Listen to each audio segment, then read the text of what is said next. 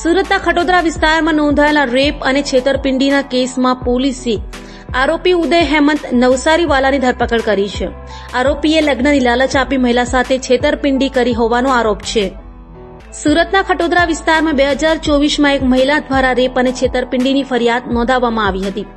આ કેસમાં પોલીસે કાર્યવાહી કરતા આરોપી ઉદય હેમંત નવસારીવાલાની ધરપકડ કરી છે. પોલીસ તપાસમાં જાણવા મળ્યું છે કે આરોપી અને ફરિયાદી એક સમયે સાથે ભણતા હતા. ફરિયાદી અને આરોપી બંને પરિણીત હોવા છતાં આરોપીએ ફરિયાદીને લગ્નની લાલચ આપી હતી અને આ રીતે તેમની પાસેથી રૂપિયા અને દાગીના પડાવી લીધા હતા. એટલું જ નહીં, આરોપીએ ફરિયાદીને તેના પતિ છૂટાછેડા લેવાનું પણ કહ્યું હતું અને ત્યારબાદ તેને દગો આપ્યો હતો. ફરિયાદીએ આરોપ લગાવ્યો છે કે આરોપીએ તેની સાથે આશરે 2 કરોડ રૂપિયાની છેતરપિંડી કરી છે. આ સમગ્ર કાવતરું આરોપી ઉદયે તેના મિત્ર વિતરાગ સાથે મળીને ઘડ્યું હતું. આ કેસમાં અગાઉ વિતરાગની પણ ધરપકડ કરવામાં આવી ચૂકી છે. હાલમાં પોલીસ પકડાયેલા આરોપી ઉદયની પૂછપરછ કરીને આ કેસમાં વધુ તપાસ કરી रही है. खटोदरा पुलिस स्टेशन में 2024 में एक एफआईआर दर्ज हुआ था जिसमें भोग बन्नार है वो एक शादीशुदा महिला थी. उसका एक स्कूल का क्लासमेट था जिसका नाम उदय हेमंत भाई हसमुखलाल नौसारी वाला. ये एचपी गैस की एजेंसी चलाता है. ये दोनों ही शादीशुदा थे. ये उदय ने भोग बन्नार को अपने प्रेम जाल में फंसाया और साथ में उससे मित्रता बढ़ाई, मित्रता को प्यार में बदला और भोग बन्नार का सबसे पहले डिवोर्स करवाया कि हम दोनों साथ में रहेंगे, मैं अपनी पत्नी को डिवोर्स दूंगा, तुम अपने पति को डिवोर्स दे दो. ऐसा करके भोग बन्नार का उसने तलाक करवाया. फिर अपनी पत्नी को उसने डिवोर्स देने से ना बोल दिया, लेकिन भोग बन्नार को वो मिसगाइड करता रहा कि मैं अपनी पत्नी के साथ मैंने डिवोर्स फाइल कर दिया है. डिवोर्स के नकली कागज़ भी उसने बार बार उसको व्हाट्सअप किए कि मैंने नोटिस दे दिया है, हमारा डिवोर्स का मैटर चल रहा है, इस तरह से. और भोग बन्नार के पास जितनी प्रॉपर्टी थी उससे करीब 1 किलो सोना, डायमंड की ज्वेलरी, 20 किलो जितना चांदी और कुछ केस, ये सब इन लोगों ने, ये उदय और एक इसका दोस्त है वितराग करके, ये दोनों ने मिलके और भोग बन्नार को अलग अलग वहम में रख के वो सारा पैसा और ज्वेलरी उससे ले लिया.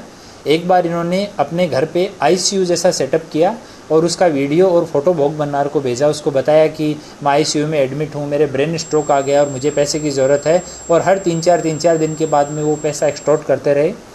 ये लोग, जो वितराग है इसका फ्रेंड है उदय का जो फ्रेंड है वितराग, वो मुंबई गया स्पेसिफिकली और मुंबई के एक नामी हॉस्पिटल के सामने जाके अपना लोकेशन भोग बन्नार को भेजा कि अभी उदय को वहाँ शिफ्ट कर दिया गया और तुम्हारा प्रेमी जो उदय है उसकी जान चली जाएगी, तुम और पैसा दो. तो उसके पास जो भी अपने कान की, हाथ की जो ज्वेलरी बची हुई थी वो भी दे दिया. थोड़े दिन बाद इन्होंने फिर से भोग बन्नार को कि अभी मैं ठीक हो गया हूँ और अभी हम दोनों पति पत्नी तरीके हमें साथ में कहीं शिफ्ट होना है, तो हम अडाजन में एक फ्लैट देखते हैं. वो फ्लैट 40 लाख का है, अभी 40 लाख में मिल रहा है. फ्लैट की वैल्यू 2 करोड़ है. सामने वाली पार्टी जो है वो फाइनेंशियल स्ट्रेस में है, उसको इमीडिएटली बेचना है. इस तरह की गुमराह करने वाली बातें करके और भोग बन्नार के पास जितना पैसा था सब कुछ उन्होंने ले लिया. एक तांत्रिक को भी बीच में इन्होंने बुलाया और तांत्रिक को बुला के भी कि इसके ऊपर काला जादू है उदय के ऊपर, वो भी दूर करवाना है. ये सब भी बातें इन्होंने की. लास्ट में ऐसी स्थिति आ गई कि भोग बन्नार के पास कुछ नहीं बचा. जब तक उसके पास पैसा था उस लोगों ने उनको उस तरह से राउंड अप कर लिया कि फ़ोन, मैसेज, मिलना, किसी और आदमी से टच भी नहीं होने देते. ये पूरे टाइम उसके चारों तरफ घेरा जैसा बना के रखते थे. फाइनली भोग बन्नार हमारे संपर्क में आए तो गुना दाखिल किया गया.